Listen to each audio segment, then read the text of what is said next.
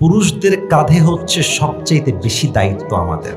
হ্যাঁ, আমাদের পরিবারকে দেখতে গিয়ে, বউ দেখতে গিয়ে, বাচ্চা দেখতে গিয়ে, মা দেখতে গিয়ে, বাবা দেখতে গিয়ে পুরুষদের দায়িত্বের বোঝা এত কঠিন হয়ে যায় যে মাঝে মাঝে পুরুষ তার নিজের অস্তিত্বই ভুলে যায়। যুবক ভাইরা, ঠিক কিনা বলো?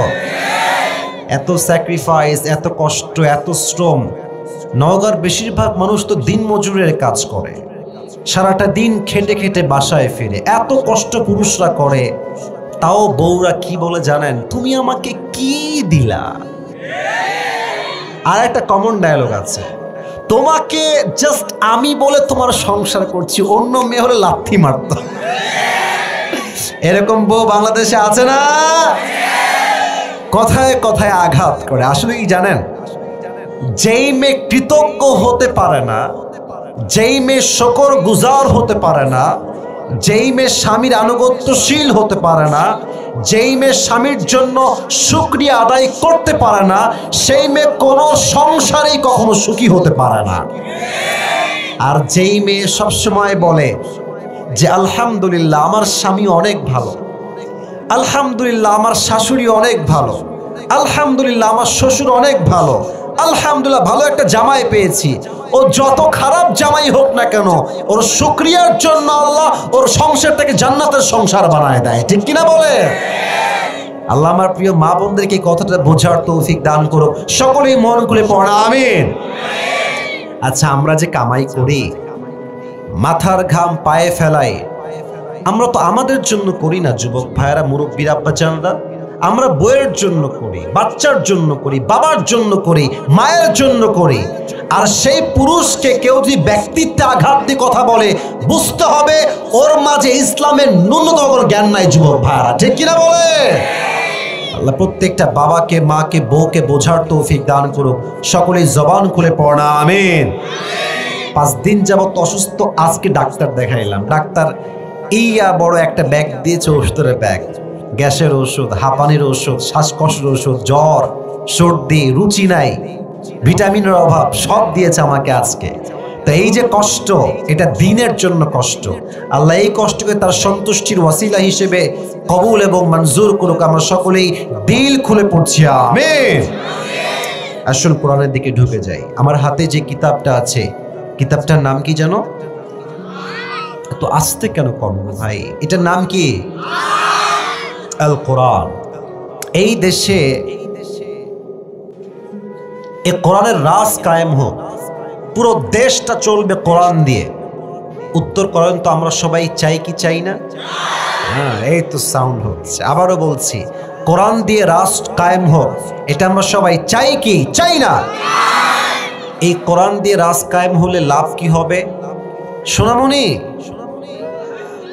বসো বসো বসো, এই বসে দাও, বসে দাও। না না না না, বসো। আচ্ছা আচ্ছা ছাড়েন, আচ্ছা ছাড়েন। বসে গেছে, বসে গেছে। তোমার নতুন মনে হয় আসছো, তাই না? অনেক নতুন তারা। আসলে ওয়াজ শুরু করলাম না, 2জন বাচ্চা উঠতেছে। আরে মেয়ে এখানে আউন যাইতো, বন যাইতো, ঘুমানো যাইতো, কিন্তু উঠোন যাইতো না। ঠিক কিনা বলে? আসছেন নিজের ইচ্ছায়, বাট যাবেন আমি আসিফের ইচ্ছায়। যুবক ভাইয়ারা, ঠিক কিনা বলো? আর কেউ উঠে যেও না। আচ্ছা, আমি যেটা বলছিলাম, আমাদের দেশটার নাম কি গো ভাই? এত আস্তে, আমাদের দেশের নাম কি? বাংলাদেশ। আচ্ছা, আমার নবীর যে শহর, এই শহরটার নাম হচ্ছে মদিনা। শহরটার নাম কি? মদিনায় যেতে মন চায় না সবার? এত আস্তে কইলে কি আর কবুল হয়? মদিনায় গিয়ে নবীজির রওজায় সালাম পেশ করতে মনে চায় না সবার?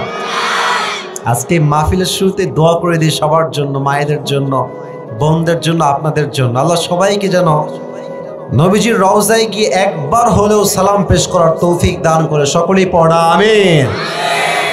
মনে বড় আশা ছিল যাব মদিনায়। পড়েন না সবাই? মনে বড় আশা ছিল যাব মদিনায়, সালাম আমি করব গিয়ে, সালাম আমি করব গিয়ে নবীর রওজায়।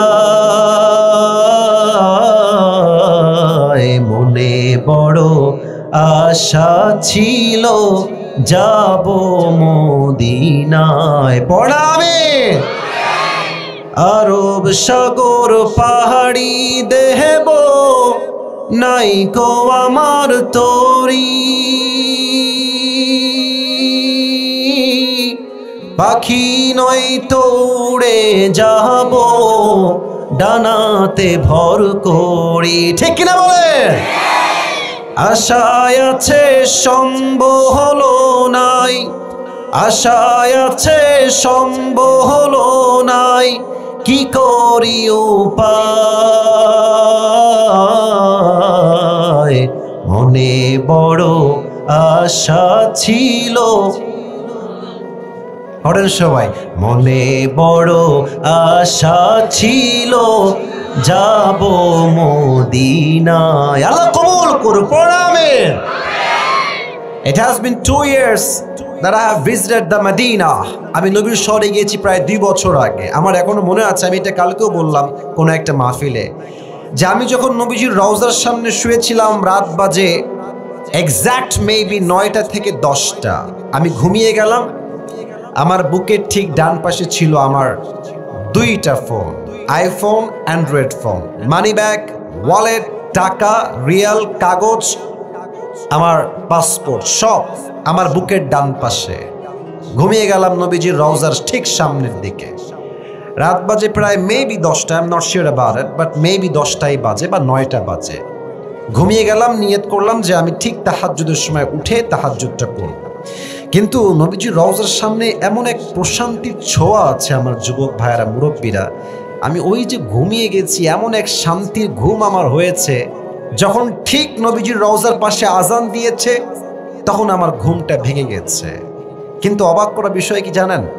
আইফোন রাখলাম, অ্যান্ড্রয়েড ফোন রাখলাম, লাখ লাখ টাকা দামের জিনিস, রিয়াল আছে, টাকা আছে, পাসপোর্ট আছে, কার্ড আছে, ব্যাংকের কার্ড, মানি ব্যাগ আছে, এত কিছু আমার সামনে আছে। আমি যখন ঘুমালাম তখন যেমন ছিল, ঘুম থেকে উঠে দেখছি ঠিক তেমন ভাবেই রাখা আছে। আর আমাদের দেশে, রাগ করবেন না, যদি আপনি আন্ডার প্যান্ট রেখে ঘুমান, আন্ডার প্যান্টও চুরি হয়ে যাবে। This is Bangladesh. এখানে পান্তা আনতে লবণ ফুরায় যায়, লবণ আনতে পান্তা চুরি হয়ে যায়। ঠিক কিনা বলে? তো এই দেশে যদি এই কোরআনের রাজ কায়েম হয়ে যায়, আমার বিশ্বাস পুরো দেশে চুরির সংখ্যা কমে যাবে যুবক ভাইরা। আচ্ছা, এই কালো গেঞ্জি, আপনার নাম কি? এই যে মাঝখানে আপনি, আরে সাদা আর কালো এই যে হুডি পরা, নাম কি? সুমন রানা। বসে পড়েন। সুমন রানা তার নাম। একটা এক্সাম্পল দিচ্ছি। সুমন রানার ঠ্যাং আমি কেটে ফেললাম। আরে হাইসেন না, বুঝায় আগে। কি কেটে ফেললাম? কথা কয় না, কারে ওয়াজ করি, কি কেটে ফেললাম? ঠ্যাং মানে পা, পা, পা। আচ্ছা, পা কেটে ফেললাম। এখন নওগাঁর যেই জেলা আদালত আছে, আদালত আছে না আমাদের নওগাঁতে? রাজশাহীতে জজ কোর্ট আছে না যুবক ভাইয়েরা? আচ্ছা, তো সুমন রানার ঠ্যাং কাটার জন্য আসিফ হুজুরের একটা বিচার হলো কি, আমাদের দেশের যেই প্রচলিত আইন নিয়ম হলো যে আসিফ হুজুরের ঠ্যাং কাটার জন্য, অন্যায়ের জন্য 10 মাসের জেল আর 1 লাখ টাকা জরিমানা। 10 মাসের জেল আর 1 লাখ টাকা জরিমানা। আচ্ছা, কোনো একটা বিষয়ে মাপ ঠিকঠাক আছে কিনা, পেঁয়াজ 1 কেজি আছে কিনা, আলু 1 কেজি আছে কিনা, পটল 1 কেজি আছে কিনা, এটা মাপার জন্য দোকানদার কি পাল্লায় মাপ দেয়? বুঝেছেন তো? কথা কন না কেন? কি পাল্লা? দাড়ি পাল্লা। বিচার করার জন্য পাল্লা লাগে, মিজান লাগে, তারাজু লাগে। তো দেখেন, সুমন রানার একটা ঠ্যাং দাড়ি পাল্লার ডান দিকে দেন, আর ওই যে 10 মাসের জেল আর কয় লাখ টাকা, আরে কথা কন, কয় লাখ টাকা, এটা আপনি বাম পাল্লায় দেন। ডান পাল্লায় সুমন রানার ঠ্যাং রাখেন, আর বাম পাল্লায় রাখেন আপনি 1 লাখ টাকা আর 10 মাসের জেল। টান দেন তো, সমান সমান হবে? হবে হবে হবে হবে না। আচ্ছা, আপনি জেল বাড়ায় দেন। আচ্ছা, জেল দেন আমাকে 2 বছরের জেল, আর জরিমানা করেন 2 লাখ টাকা, আরো 1 লাখ বাড়াইলাম। এবার সুমন রানার ঠ্যাং দেন ডান পাল্লায়, আর 2 লাখ টাকা আর 2 বছরের জেল লেখেন আর এক পাল্লায়, টান দেন, সমান সমান কি হবে? সম্ভব না। কোরআন দিয়ে রাজ কায়েম করলে কি হবে? কোরআন বলছে কেউ যদি তোমার চোখ তুলে ফেলে, তুমিও তার চোখ তুলে ফেলো। চোখের বদলে চোখ, কানের বদলে কান, নাকের বদলে নাক, কপালের বদলে কপাল, জানের বদলে জান। ঠিক কিনা বলে? এবার আসলে ইসলাম দিয়ে, কোরআন দিয়ে রাজ কায়েম করি। ওর ঠ্যাংটা আমি কেটে ফেলেছি, ওর ঠ্যাংটা ডান পাল্লায় দেন, আর আপনি আমার আরেকটা ঠ্যাং কেটে বাম পাল্লায় দেন, টান দেন, দেখবেন দুইটা সমান সমান হয়ে যাবে। মান হাকামা বিহি আদালা। এই কোরআন দিয়ে যে রাজ কায়েম করবে, যে বিচার করবে, সেই তো সুষ্ঠু বিচার করবে। ঠিক কিনা বলে? এটা হচ্ছে সেই কোরআন, যে কোরআনকে আমরা ভুলেছি, আপনি ভুলেছেন। আপনারা খেয়াল করবেন যে কোরআনটা আমরা জীবিত থাকতে কেউ পড়তে চাই না, মরে গেলে হাফেজ ভাড়া করে নিয়ে আসে। নাই? পেছনে কয়, সামনে কয় না, আছে না? আচ্ছা, আমি নিজেও একজন হাফেজ, আল্লাহ আমাকে হাফেজ বানিয়েছেন। আমি প্রায় 10 বছরের কাছাকাছি তারাবির নামাজ পড়েছি, খতম তারাবি, প্রায় আমি একাও পড়েছি তারাবি, খতম তারাবি। তো দেখেন, আমরা হাফেজ যারা আছি, আমি নিজে খতম পড়েছি একটা সময়, যখন বাচ্চা পিচ্চি ছিলাম। আমরা গেলে কি করি জানেন? আমি কোরআন পড়ি, আউযু বিল্লাহি মিনাশ শাইতানির রাজিম, ফালাম্মা আন জাআল বাশীর আলকাহু আলা ওয়াজহি ফারতাদ্দা বাসীরা। আমি এই আয়াতটাই বের করছি, এটাই পড়লাম, পড়তেছি আর ভাবতেছি, আজকে যদি 1000 টাকা দেয়, ভাগে পাবো কয় টাকা? এটাই ভাবছি আমি নিজে ভেবেছি, সত্য কথা যেটা। আচ্ছা, কোরআন যখন কেউ পড়ছে আর সে চিন্তা করছে ভাগে পাবো কয় টাকা, কসম খোদার 1 পয়সাও লাভ হবে না। তা আপনি টাকাও দিলেন। আচ্ছা, যে মুর্দাটা শুয়ে আছে, লাশ, আপনার বাপের লাশ, মায়ের লাশ, এই মরা মানুষই কোরআন শোনে? বোঝে না রে ভাই, কোরআন কি শোনে? তো মুর্দারেও কোরআন শুনলো না, টাকাও লস, গুনাহ বরবাদ, গুনাহ আমলটাও বরবাদ, গুনাহ লাজেম। আপনার টাকাও লস, তেলাওয়াতও লস, জীবনটাই লস। যুবক ভাইরা, ঠিক কিনা বলো? মরা মানুষের জন্য কোরআনটা আসে নাই, আসছে আপনাদের জন্য, আমাদের জন্য। জীবিত অবস্থায় যে কোরআন পড়বে, তার জীবনটাই তো সার্থক হবে। ঠিক কিনা বলে? আবার অনেকে ভাবে যে কোরআন খতম করলেই মনে হয় আমি সফল। ওই দেখবেন যে রোজার মাসের পরে হিসাব হয়, আরে আমার পুত্রবধূ 7 খতম, আমার বউ 20 খতম, আমার ছেলে 5 খতম, আর আপনি বলে আমি এমনি খতম, 10 খতম, 5 খতম। তো প্রিয় ভাইয়েরা, এটা খতমের জন্য আসে নাই, এটা আসছে বোঝার জন্য, এটা আসছে আমলের জন্য। এটা দিয়ে আপনি দোকান উদ্বোধন করবেন, মিলাদ দিবেন, মরা মানুষ শোনাবেন, এটা সেই কোরআন নয়। এই কোরআন দিয়ে গোটা বিশ্বে ইসলামের রাজ কায়েম করতে হবে। যুবক ভাইরা, দিস ইজ দ্যাট কোরআন।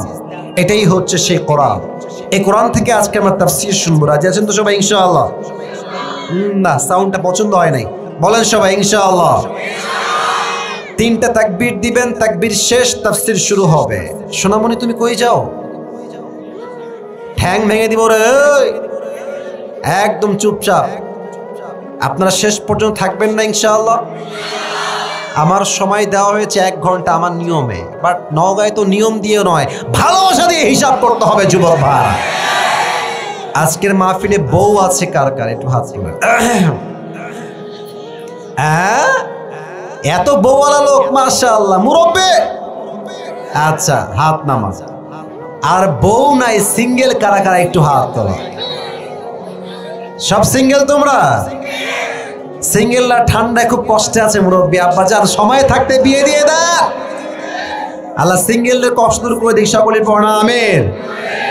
সাউন্ডটা আর একটু বাড়াও। প্রথম তাকবীর দিবেন বিবাহিত ভাইয়েরা, দ্বিতীয় তাকবীর দিবেন আমার সিঙ্গেল ভাইয়েরা। দেখবো আজকে কে জিতে।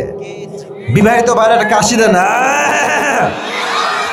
দেখা যাক কে পারে। প্রথম তাকবীর দিবেন married people, single people is not allowed here, so stop, keep quiet, keep silent. সিঙ্গেলরা মুখে তোমরা তালা লাগাও। প্রথম তাকবীর দিবেন আমার প্রিয় বিবাহিত ভাইয়েরা। বিবাহিত ভাইয়েরা সবাই রেডি আছেন তো? আলহামদুলিল্লাহ। দেখা যাক কে পারে। লিল্লাহি তাকবীর। ভালো ছিল, ভালো হয়েছে। সিঙ্গেলরা তোমরা কি হেরে যাবা নাকি বাবুরা? হেরে যাবা, হেরে যাবা। সিঙ্গেলরা কাশি দাও। হ্যাঁ, লিল্লাহি তাকবীর।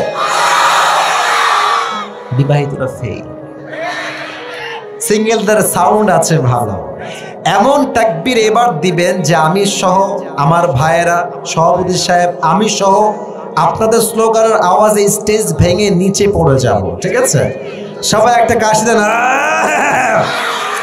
লিল্লাহি তাকবীর।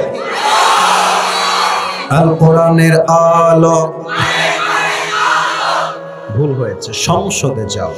ওকে, লেটস ট্রাই अगेन টুগেদার। আবার বলছি, এবার যদি ভুল না হয়ে যায়, জোরে সরে। আল কোরআনের আলো,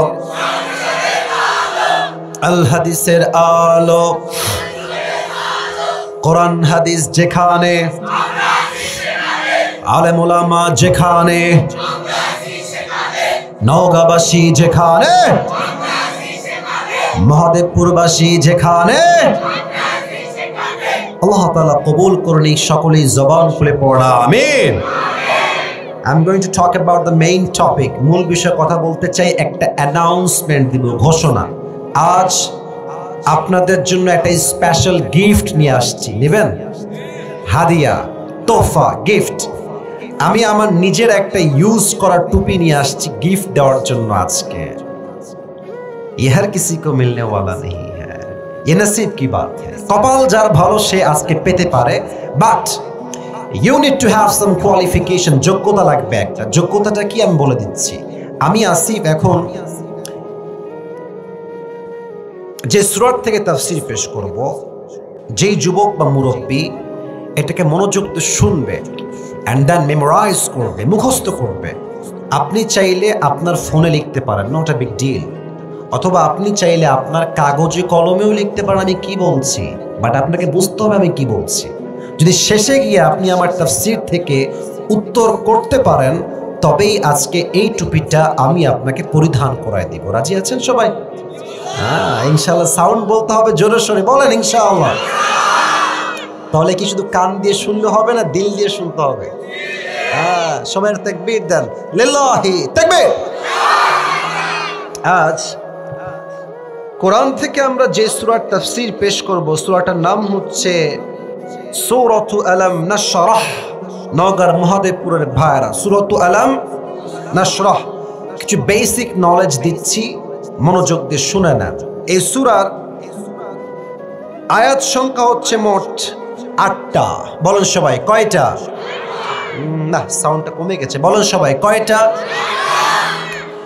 কোরআনের সংখ্যা অনুযায়ী এই সূরাটা হচ্ছে ৯৪তম সূরা। কত নম্বর সূরা? 94, 94তম সূরা। এই সূরাটা হচ্ছে মাদানী সূরা নয়, এটা হচ্ছে মাক্কি সূরা। মাদানী না মাক্কি? এই সূরার রুকুর সংখ্যা হচ্ছে মোট ১টা। বলেন সবাই কয়টা? ১টা। তাহলে এটা আছে ৩০ নম্বর পারায়।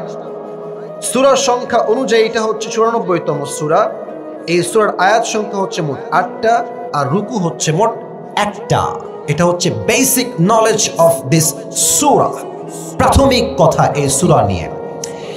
ইমাম সানাউল্লাহ পানিপতি রহমতুল্লাহি আলাইহি লিখেছেন, কেউ যদি কোরআনের কোনো আয়াত কিংবা সূরার তাফসীর পেশ করতে চায়, there are 5 things that is most important to talk about. 5টা বিষয়ে কথা না বললে তাফসীর সম্পূর্ণ হয় না। ফার্স্ট অফ অল, প্রথম হচ্ছে রাইট প্রনাউন্সিয়েশন, সঠিক শুদ্ধ তেলাওয়াত। 2, রাইট ট্রান্সলেশন, তরজমা, সঠিক তরজমা। 3, শানে নুজুল, what's the background behind it. এই সূরা কখন নাজিল হয়েছে অথবা কেন নাজিল হয়েছে। অথবা আমরা বলতে পারি 3 নাম্বার হচ্ছে what's the central theme or subject matter of this surah. এই সূরার মূল বিষয় কি? 3 নাম্বার। 4 হচ্ছে what's the explanation of this surah, প্রত্যেকটা আয়াতের ব্যাখ্যা কি হবে। and the last and the final one is what's the lesson that you have got from this surah. এই সূরা থেকে তুমি শিক্ষা কি পেয়েছো। এই 5টা বিষয়ে যে কথা বলবে তার তাফসীর সম্পূর্ণ হবে। ঠিক কি না বলেন? আসুন আমরা, এই তোমরা কিন্তু মাইর খাবা আমার কাছে। এতবার কেন সাউন্ড করছো তোমরা? কলিজারা আমার বাবুরা, সাউন্ড করো না, আর কোনো কথা বলো না। এই এই এই এই তোমরা সাইড হয়ে যাও, বামে যাও, বামে যাও, একদম বামে যাও, সাইড হয়ে যাও, পুলিশেরা সাইড হয়ে যাও। এরা সবাই চুপচাপ, কথা বলো না। সবাই একটা কাশি দেন, তাকবীর দেন, লিল্লাহি তাকবীর। আমরা প্রথম অংশে যাচ্ছি, সূরাটার সঠিক তেলাওয়াত আমি তেলাওয়াত করছি। Listen to this with full concentration, মনোযোগ দিয়ে শুনবেন। আউযু বিল্লাহি মিনাশ শাইতানির রাজীম। বিসমিল্লাহির রহমানির রহিম। ألم نشرح لك صدرك ووضعنا عنك وزرك الذي أنقض ظهرك ورفعنا لك ذكرك فإن مع العسر يسرا إن مع العسر يسرا فإذا فرغت فانصب وإلى ربك فارغب الله أكبر সঠিক তেলাওয়াত। The second part is the translation of this surah. তরজমা কি হবে? Just তরজমা বলছি, not ব্যাখ্যা, just তরজমা। ألم نشرح لك صدرك Oh my prophet, did I not open your heart? নবী হে, আমি কি আপনার বুক বা হৃদয়কে প্রশস্ত করি নাই? Number 2, وَوَضَعْنَا عَنْكَ وِزْرًا Oh my prophet, we removed from your backside the pain. আমি আপনার পিঠ থেকে আপনার ব্যথাকে, কষ্টকে, আঘাতকে দূর করে দিয়েছি। সুবহানাল্লাহ পড়েন সবাই। الذي أنقض ظهرك which had weighted upon your back যেই বোঝা আপনার পিঠকে ভারী করেছিল সেই বোঝাকে নামিয়ে দিয়েছে এক সত্তা। আওয়াজ দিয়ে বলেন তো সেই রবকে। আল্লাহ আমার রব, এই রবই আমার সব, দমে দমে তনু মনে তারি অনুভব। সুবহানাল্লাহ পড়েন সবাই। তোমার দুনিয়াতে আমি যেদিকে তাকাই অথই নিয়ামতে ডুবে আছি সবাই। পাখপাখালির কণ্ঠে শুনি তাসবিহ কল রব, তাসবিহ কল রব। আল্লাহ আমার রব, এই রবই আমার সব। রবকে আপনার রব আপনার পিঠের বোঝাকে হালকা করে দিয়েছে। ওয়ারাফা'না লাকা যিকরা and we have raised your status high, very high and highest big. ও নবী, আপনার সম্মানকে আমি আল্লাহ তাআলা আকাশ বাতাস ঝাঁপিয়ে, সাত আকাশ কাঁপিয়ে আপনার মর্যাদা, আপনার স্ট্যাটাস, আপনার শান, আপনার সম্মান আমি আল্লাহ আসমান পর্যন্ত নয় আরশ পর্যন্ত পৌঁছে দিয়েছি। সুবহানাল্লাহ। না সুবহানাল্লাহ হয় না, পড়েন সবাই সুবহানাল্লাহ। فإن مع العسر يسرا إن مع العسر يسرا Indeed and verily with every hardship there is ease. প্রত্যেক কষ্টের সাথে স্বস্তি দিয়েছে একজন। আওয়াজ দিয়ে বলেন তিনি কে? فإذا فرغت فانصب So whenever you are free from your duties stand up. যখন তুমি অবসর হয়ে যাবা নামাজ পড়বা এক সপ্তাহের জন্য, তিনি কে? ওয়াইলা রব্বিকা ফারগব। যখন দুঃখ কষ্ট আসবে আগে বউয়ের কাছে নয়, বাবার কাছে নয়, মায়ের কাছে নয়, পরিবারের কাছে নয়, সমস্ত দুঃখ কষ্ট বলবেন তাহাজ্জুদ জায়নামাজে এক সত্তার কাছে, তিনি কে? এই হচ্ছে আয়াতের তরজমা। 3 নাম্বার আসুন আমরা জেনে নেই এই আয়াতের মূল বিষয়বস্তু কি। আমার কথা কি বোঝা যায় না? আমি শুনি নাই, বোঝা যায় না? এই আয়াতের মূল মেসেজ বা সেন্ট্রাল থিম হচ্ছে নেভার লুজ হোপ। ভরসা হারিও না, হতাশ হয়ে যেও না, ভরসা রাখতে হবে এক সত্তার উপরে। আওয়াজ দিয়ে বলেন সবাই তিনি কে? আচ্ছা নওগাঁর মহাদেবপুরের ভাইয়েরা কিছু কথা জিজ্ঞেস করি, দিল থেকে ফিল করে বলেন, আমরা কি তাফসীর শুনতে চাই না? আমি শুনি না, চাই না, চাই না। এই দিলে হাত রেখে কম তো আমাদের এখানে এমন কোন যুবক মা মুরব্বী কি আছে যার জীবনে কোনো গুনাহই নাই? এমন কেউ কি আছে? আর এটা এখন কেন? এটা তো শুরুতে করতে হবে। এখন আচ্ছা ঠিক আছে, আমি বলি, হয় শুরুতে নয় শেষে, যে কোনো একটা। আচ্ছা শেষের দিকে তো রেডি থাকে না? ঠিক আছে, আচ্ছা ঠিক আছে স্যার, ওকে ওকে। সবাই একটা কাশি দেন, একটা তাকবীর দেন জোরে, লিল্লাহি তাকবীর। এখানে এমন কেউ কি আছেন যার জীবনে কোনো গুনাহই নাই? এরকম কেউ কি আছে এখানে? আমাদের যত গুনাহ, যত জুলুম, যত পাপ, এটা কেউ না জানলেও জানে এক সত্তা। আওয়াজ দিয়ে বলেন তো সবাই, তিনি কে?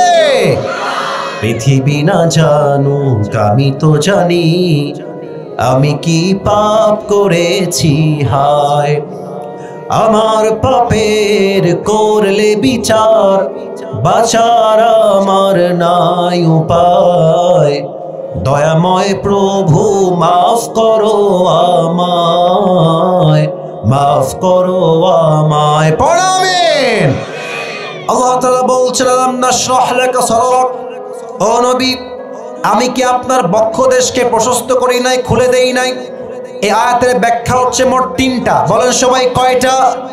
এক নাম্বার, ও নবী, আপনার হৃদয়ে আমি এতটা সাহস দিয়েছি, এতটা প্রবল শক্তি দিয়েছি, আপনি ইসলামের হক কথা গোটা কাফেরদের সামনে দাঁড়িয়ে বলবেন, আপনার চুল পরিমাণ কোনো ভয় লাগবে না। ঠিক কিনা বলেন? এই কণ্ঠ আমরা দেখেছি আল্লামা সাইদি হুজুরের মুখে। বাতিলদের সামনে এমন স্পষ্ট ভাষায় কথা বলেছেন, পুরো পার্লামেন্ট, সংসদ সদস্যরা সব কেঁপে উঠেছে যুবক ভাইরা। ঠিক কিনা বলো? সেই সাইদি সাহেবকে ট্যাগ দিয়েছে রাজাকার। আপনারা ওনাকে ভালোবাসেন না সবাই? আচ্ছা একটা দোয়া, আপনার ভয়টাই পাচ্ছেন না তো আবার ভাই? আমরা 5 আগস্টের আগে হক কথা বললে বলা হতো রাজাকার, জঙ্গিবাদ, মৌলবাদ। আমি একটা কথা বলেই ফেলি, আজকে সাহস দিয়ে বলছি, যদি নওগাঁর মহাদেবপুরে কোনো বাপের বেটার বুকের সাহস বেশি হয়, একবার রাজাকার কর না আপনি আমারে, আপনার পিঠের চামড়া একটাও থাকবে না যুবক ভাইরা।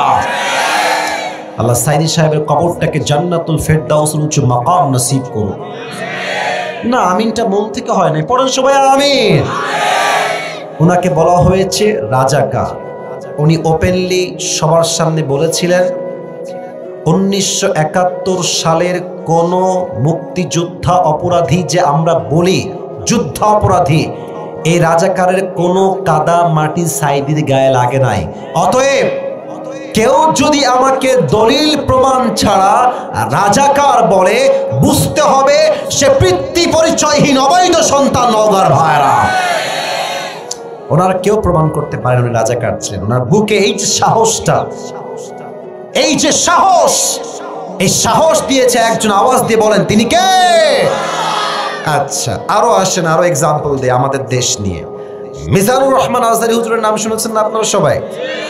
নাম তো শুনছেন, নাম তো শোনাই হোক। মাশাআল্লাহ, আল্লাহ হুজুরকে আরো নেক হায়াত দান করুন। পড়া আমিন। আচ্ছা উনি তো এখন দেশে নাই, এখন তো এই দেশে নাই, আর এক দেশে আছে, আসবে আবার, আমরা বিশ্বাস করি। বাট হ্যাঁ, ওনাকেও কিন্তু ষড়যন্ত্র করে দেশ ছাড়তে বাধ্য করা হয়েছে। ঠিক না বললে তো ওয়াজ করা যায় না, কথা ঠিক আছে কিনা বলে? ওনাকে বলা হয়েছিল, জীবন যদি বাঁচাতে চাও দেশ ত্যাগ করো, নয় তোমার উপরেও সেই জুলুম হবে যা আগে হয়েছে। একটা জিনিস খেয়াল করেন, তারা যত বেশি ইসলামকে দমন করতে চেয়েছে, ইসলাম তত বেশি ফুলে ফেপে সামনের দিকে এগিয়ে গিয়েছে যুবক ভাইরা। ঠিক কিনা বলো? আজহারী সাহেবের সম্মান কমে গেছে না বেড়ে গেছে? এই যে সাহস, ইসলামের জন্য কাজ করে যাও তোমরা, সাহস দিয়েছে একজন। আওয়াজ দিয়ে বলেন সবাই, তিনি কে? আল্লাহ বলছেন, নবী আমি আপনার হৃদয়ে অসংখ্য অগণিতবার সাহস দিয়েছি। আপনি কাফেরদের সামনে ইসলাম নিয়ে কথা বলবেন, কোরআন নিয়ে বলবেন, আপনার চুল পরিমাণ কোনো ভয় লাগবে না। সুবহানাল্লাহ।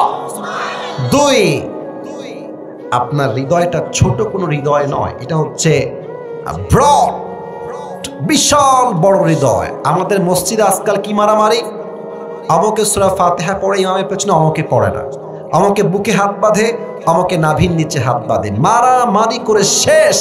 আমাকে আলিয়া, আমাকে কওমি, আমাকে জামাত, আমাকে চরমনায়, আমাকে হেফাজত, আমাকে আলিয়া। এই মারামারি করতে করতে করতে বাতিলরা আমাদের উপরে প্রাধান্য পেয়ে গিয়েছে যুবক ভাই। আপনাকে মাথায় রাখতে হবে, আমার প্রথম পরিচয় আলিয়া নয়, কওমি নয়, জামাত নয়, হেফাজত নয়, চরমনায় নয়, শর্ষিনা নয়, বিএনপি নয়, আওয়ামী লীগ নয়। আমার প্রথম পরিচয় আমি মুসলমান ঘরের সন্তান যুবক ভাইরা। আর 5 আগস্টের আগে তো আমাদের উপরে জাতির পিতার নামটা চাপায় দেওয়া হয়েছে। জাতির পিতার নাম হচ্ছে বঙ্গবন্ধু। আপনাকে ভয়টা পাচ্ছেন নাকি আজকে বলছে? আমি স্পষ্ট ভাষায় বলছি, কোনো ভয় নেই। আমাদের মুসলমানদের জাতির পিতা বঙ্গবন্ধু নয়, মুসলমানদের জাতির পিতা ইব্রাহিম আলাইহিস সালাম যুবক ভাইরা। হ্যাঁ, খালি বঙ্গবন্ধু, সব জায়গায় বঙ্গবন্ধু। ঢাকায় গেছেন আপনারা কেউ কেউ, দেখবেন যেখানেই যাবেন খালি বঙ্গবন্ধু। ওয়াজ করতে গিয়ে একটা কথা মনে পড়ে গেল, বলা যাবে নাকি যাবে না? যাবে যাবে যাবে। সাদি সাহেবের থেকে কথাটা শুনেছিলাম, উনি বললেন যে এক লোক, ওই আমি আমার ভাষায় বলছি, 2024 সালে আপডেট করে বলছি, এক লোক বিদেশ থেকে আসছে, বাংলাদেশের চট্টগ্রামে ল্যান্ড করেছে। কোন গ্রাম? নওগাঁর মহাদেবপুরের ভাইরা, চট্টগ্রাম। তো when he was coming back from Chattogram to Dhaka, he saw a biggest tunnel. সে দেখলো বিশাল বড় একটা টানেল, ভেতর দিয়ে একদম লম্বা টানেল। তো সে বলছে, আরে the people of Bangladesh, they are very poor. তোমরা তো অনেক গরিব দেশের মানুষ, এই টানেল তোমরা বানাইলে কেমনে? What is the name of this tunnel? এই টানেলের নাম কি গো ভাই? তো সে বলছে এটার নাম হচ্ছে বঙ্গবন্ধু টানেল। বলছে ওয়াও, গ্রেট, এক্সেলেন্ট, অনেক সুন্দর, লেটস গো হেড, সামনে চলো। ঢাকায় আসছে, ঢাকায় দেখছে বিশাল কারবার, আরে বিশাল লম্বা লম্বা উঁচু উঁচু ফ্ল্যাট, দালান কোঠা। বলছে wow, what is the name of this place? এই জায়গার নাম কি? তো ওই যুবক বলছে, স্যার এই জায়গার নাম হচ্ছে বঙ্গবন্ধু অ্যাভিনিউ। বলছে মাশাআল্লাহ, অ্যাপ্রিশিয়েটেড, এত দালান, লেটস গো হেড, সামনে চলো। সামনে গিয়ে দেখছে বিশাল লম্বা একটা খাম্বা। নওগাঁর মহাদেবপুরের ভাইয়েরা, বিশাল লম্বা খাম্বা। আর এই যে 1টা 2টা 3টা কতগুলো লাইট আছে, ওই খাম্বাতে চতুর্পাশে গোল করে লাইট দেওয়া, আর বিশাল বড় লাইট। তো সেই মুরব্বী বলছে, what is the name of this place? এই জায়গার নাম কি? ওই যুবক বলছে এই জায়গার নাম হচ্ছে বঙ্গবন্ধু স্টেডিয়াম। বলছে ওয়াও, মাশাআল্লাহ, হোয়াটস হ্যাপেনিং হিয়ার? এখানে কি হচ্ছে? সে বলছে স্যার এখানে একটা ফুটবল খেলা হচ্ছে, নাম হচ্ছে বঙ্গবন্ধু গোল্ড টুর্নামেন্ট। ফুটবল খেলা, let's go and watch it and enjoy together. চলো আমরা খেলাও দেখবো, মজাও করব। দুইজন মিলে গেছে। এবার কথা বুঝে থাকলে উত্তর দেন, খেলার মাঝে একটা হার জিত আছে না গো ভাই? হ্যাঁ, কথা বলতে হবে তো, আছে না নাই? এক দল হারে তো আরেক দল, আরেক দল জিতে তো আরেক দল হারে। তো সেই দিন বিদেশি লোকটা দল নিয়েছে বঙ্গবন্ধুর দল। তো আনফর্চুনেটলি, দুর্ভাগ্যক্রমে আর কি, বঙ্গবন্ধু দল গেছে হেরে। তো দেখবেন যেই দল হেরে যায়, দর্শক শ্রোতা এত খেপে যায়, মার শালাকে ইট, আছে না এরকম? আছে না? ইট মারে, ডিম মারে, পাটকেল মারে, যা মন চায় তাই মারে। তো এক লোক এমনি ধইরা ঠাস করে একটা ইট মারছে। তো ওর কপাল খারাপ, ওর মাথায় একটা ইটের বাড়ি লাগছে। এক বাড়িতে অজ্ঞান হয়ে গেছে। 2 ঘন্টা কোনো সেন্স নাই, 2 ঘন্টা অজ্ঞান। 2 ঘন্টা পরে কোনো মতে চোখ খুলেছে, আরে ভাই আমি কোথায়? আরেকজন বলছে ভাই আপনি এখন আছেন বঙ্গবন্ধু হসপিটালে। বিদেশি লোক বলছে ভাই আল্লাহর ওয়াস্তে মাফ চাই, একটু পর তোমরা আমাকে বঙ্গবন্ধু কবরস্থানে নিয়ে যাইও না। তার মানে আমরা যা বুঝলাম যে আমাদের এই দেশে বঙ্গবন্ধুকে জাতির পিতা হিসেবে জোর করে চাপিয়ে দেওয়া হয়েছিল আমার যুবক ভাইরা, ঠিক কিনা বলো? মিল্লাত আবিকুম ইব্রাহিম, মুসলমানদের জাতির পিতা বঙ্গবন্ধু নয়, মুসলমানদের জাতির পিতা ইব্রাহিম আলাইহিস সালাম, ঠিক কিনা বলে? এটা সাহস লাগবে, বুক বড় হওয়া লাগবে, তাহলে আপনি বলতে পারবেন। থার্ড, হে রাসূল, আপনাকে আমি আল্লাহ সবকে সাদর করেছি। আপনারা open heart surgery, open heart surgery নাম তো শুনছেন? কেমনে কাটা হয় দেখেন তো আমার দিকে, আমার গলা দেখেন, গলা এখান থেকে নিয়ে নাভি পর্যন্ত পুরোটা কেটে ফেলা হয়, ওপেন হার্ট সার্জারি, পুরোটাকে ফেড়ে ফেলা হয়। যাদের, আমার বাবার হার্টের সমস্যা, হার্টের রোগী, রিং পরানো হয়, এটা হচ্ছে ওপেন হার্ট সার্জারি। নবীর পুরো এন্টায়ার লাইফে 3 বার এই শক্তে সাদার হয়েছে। নবীর গলা থেকে নিয়ে নাভি পর্যন্ত পুরোটা কেটে ফেলা হয়েছে। নবীর হৃদয় থেকে দুনিয়ার প্রতি মায়া, মোহাব্বত, ভালোবাসা যা ছিল সব দূর করে দিয়ে আল্লাহ তাআলা নবীর পুরো সিনাটাকে ঈমানের নূর দ্বারা নূরান্বিত করে দিয়েছে। সুবহানাল্লাহ পড়েন সবাই। এবার আল্লাহ বলছেন, নবী ওয়াদানা আনকা ওয়িজরাক আল্লাযী আনকাযা যাহরাক, ও নবী আপনার পিঠের যেই বোঝা, প্রত্যেকটা বোঝাকে হালকা করে দিয়েছে। একজন আওয়াজ দিয়ে বলেন তো সবাই, তিনি কে? এবার একটা প্রশ্ন করছি, আটকানোর জন্য নয়। মুরব্বীরা আমার চোখে চোখ রাখেন, যুবকেরা চোখে চোখ রাখো। বলো তো, নবীর কি কোনো পুত্র সন্তান বেঁচে ছিল দুনিয়ায়? হ্যাঁ, রাইট আনসার। কোনো ছেলে বেঁচে ছিল না। মোট ছেলে ছিল মোট কয়জন, কে বলতে পারে? আমি দেখাই দিয়েছি কিন্তু, বলো সবাই কয়টা? 4টাই শেষ, অল্প বয়সেই শেষ। কাফেররা বলছে, নাউজুবিল্লাহ, জোরে বলবেন, কাফেররা বলছে মুহাম্মদ তুই হলি লেজ কাটা বংশের ছেলে। নাউজুবিল্লাহ, মুসলমানদের নাউজুবিল্লাহ হয় না, জোরে বল নাউজুবিল্লাহ। তোর কোনো ছেলেই তো বেঁচে নাই, তুই হলি লেজ কাটা বংশের একজন যুবক, নাউজুবিল্লাহ। নবীর টেনশন, আল্লাহ আমার কি কোনো সন্তান দিয়ে বংশ বিস্তার হবে না? আল্লাহ বললেন, নবী টেনশন নাই, আমি আল্লাহ আপনার জন্য, বংশের জন্য ফাতেমার মতো একজন গুণবতী, রূপবতী, জান্নাতের সমস্ত নারীদের সর্দারিনীকে আপনাদের সংসারে পাঠাই দিন। আচ্ছা, অনেক বাবা আমার এখানে বসে আছেন, আপনাদের অনেকের মেয়ে আছে। আল্লাহর রহমতে আমার বাবার 2টা মেয়ে, একটা বড় আর একটা অনেক ছোট। আমার ছোট বোন, ওর বয়স কত হবে, এই তো 7-8, মানে আমার অনেক ছোট, মানে 2 যুগের ছোট, 2 যুগ। তো ছোট্ট বাচ্চা, ও একবার একজন ভিডিও করছিল, বলছে তোমার ভাই কেমনে ওয়াজ করে কম, বলছে কথা বলেন ঠিক কিনা। ছোট একটা বোন আমার। তো দেখেন, মেয়ে যার থাকে, প্রথম টেনশন আমাদের মাথায় যে মেয়ের বিয়ে দিব কোথায়, এই টেনশন আছে না? আর বাপরা তো মাশাআল্লাহ পাইছে একটা, সরকারি চাকরিজীবী হইলে টাকলার সঙ্গে মেয়েকে বিয়ে দিয়ে দেয়। যুবকরা কেঁপে উঠেছে একেবারে। আমার কথা স্পষ্ট, বোনদের জন্য, বোন আমার, টাকার জন্য বিয়ে করবেন, টাকা পাবেন, বাড়ি পাবেন, গাড়ি পাবেন, মনের শান্তি আপনি কোন টাকার মধ্যে খুঁজে পাবেন না। যুবক ভাই, ঠিক কিনা বলো? নবীর মেয়ে ফাতেমা যখন বড় হয়ে গেল, নবীর চিন্তার বোঝা, ফাতেমার বিয়ে কার সঙ্গে আমি দিব।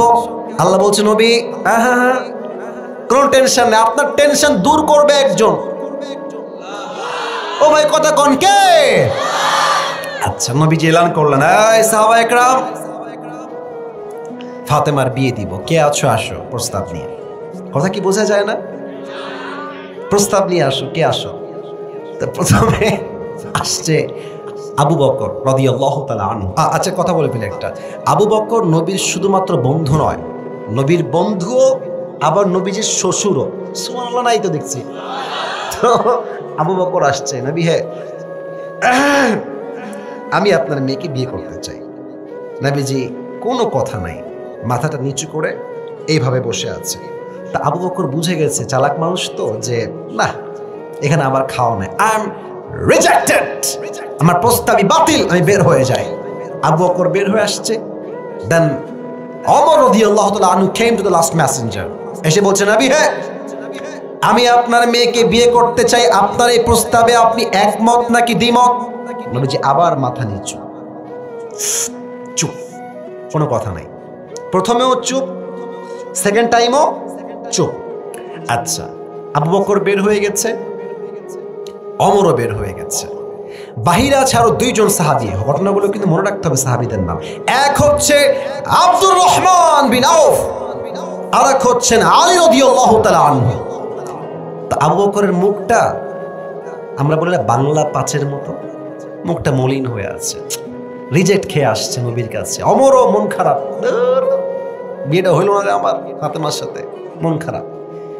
আব্দুর রহমান বিন আউফ খুব চালাক, বলছে, আলী বন্ধু, আমার বিশ্বাস যদি ফাতেমার জন্য তুমি বিয়ের প্রস্তাব নিয়ে যাও, নবী সবাইকে না করেছে এটা আমি মানছি, বাট তুমি গেলে তোমাকে নবী একটা মুহূর্তের জন্য না বলতে পারবে না। সুবহানাল্লাহ পড়ে সবাই।